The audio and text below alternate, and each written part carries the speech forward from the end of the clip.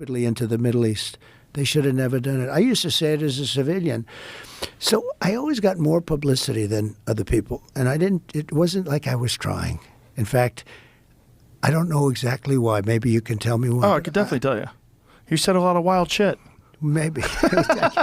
Maybe you said a lot of wild shit, and then CNN, in all their brilliance, by highlighting your wild shit, made you much more popular. Yeah. And they boosted you in the polls because people were tired of someone talking in this bullshit, pre-prepared politician lingo. And even if they didn't agree with you, they at least knew whoever that guy is, that's him. That's really him.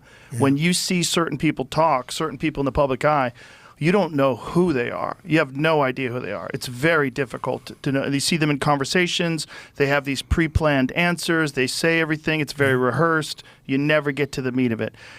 One of the beautiful things about you is that you freeball. Like, you get out and you do these huge events, and you're just talking, and you're making. We've highlighted you on the show many times when you did this Biden impression where he's walking around, he doesn't know what he's doing. It's funny. It's stand up. It's funny stuff, but it's like you were making fun of Elon one time. You were doing an Elon impression. It's great.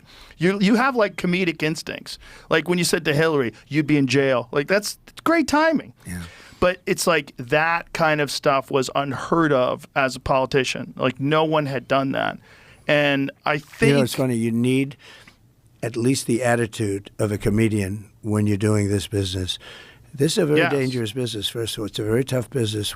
It's the most dangerous business. It's the most, well, for a job? Yes. I mean, other than going to war and being a firefighter or being a cop, it's the most dangerous business. It's the most dangerous. Being president is the most dangerous. Especially you. I mean, you haven't even got to the election. There's been 2 assassination attempts, and they've brushed those out of the news like it was nothing. Yeah, they'd rather not talk about them. Imagine if there was assassination attempts on Biden, how hard people would be attacking the right, how they would be trying to get guns taken away from people. They would try to ramp up gun laws. They would try to figure out some way to blame you. If there was attacks if Biden got shot in the ear, we would have never heard the end of it. But I think he's in good shape because it's only consequential presidents. If you take a look at what's happened, look, I'm for having countries pay us billions and billions and trillions even dollars. I took in hundreds of billions of dollars from China. Nobody took in 10 cents, not one other president.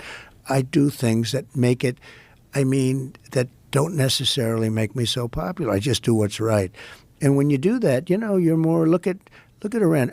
We would have never had the attack on Israel at all. Iran was broke. I told China, if you buy, you can't do business in the United States under any circumstance. We're going to go cold turkey with China. Some people think that would have been a good idea anyway. But if you buy any oil, 1 barrel of oil from them, you're not doing business. And I said that to many countries. Iran was broke. They had no money for Hezbollah. They had no money for Hamas. They had no money. But I make myself, I understand what I'm doing. You make yourself a target.